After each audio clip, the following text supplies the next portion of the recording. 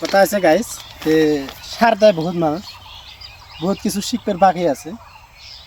আর এই যে গাছগুলা দেখতেছেন না, গাছগুলা কি ফদ্দে দিয়ে দেওয়া লাগবে, মানে এক হাত ফদ্দে দিয়ে দেওয়া লাগবে না, মানে গাছ যত বড় হয় শিপাগুলো অত ফদ্দে যায়। ওই জন্য মানে গাছের কায় ভূগোল দিয়ে দেয়, গাছের রিয়াকশন করে বা বেমার হয়, 2 দিন পরে হয়তো বেমার দেখা যায়, বহুত বেমার থাকে, বেমারগুলো দেখা যায়। এই বেমারগুলো দেখা যায়, আমি তোমাকে দেখাই বেমার। এই যে এই যে দেখুন ফটকা ফটকি হয়েছে, বুঝছো?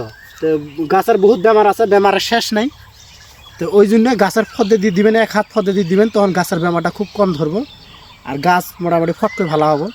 আর এখন গাছের মানে ফল আসি আছে, মোটামুটি 1 সপ্তাহের ভিতরে বেশি, মানে কী কম খুশি ফিল হয়ে আছে।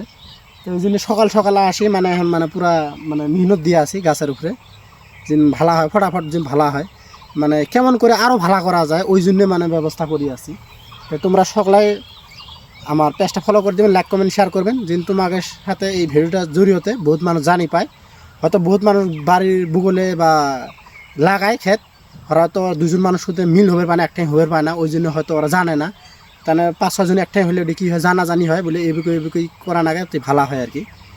তো বাই বাই।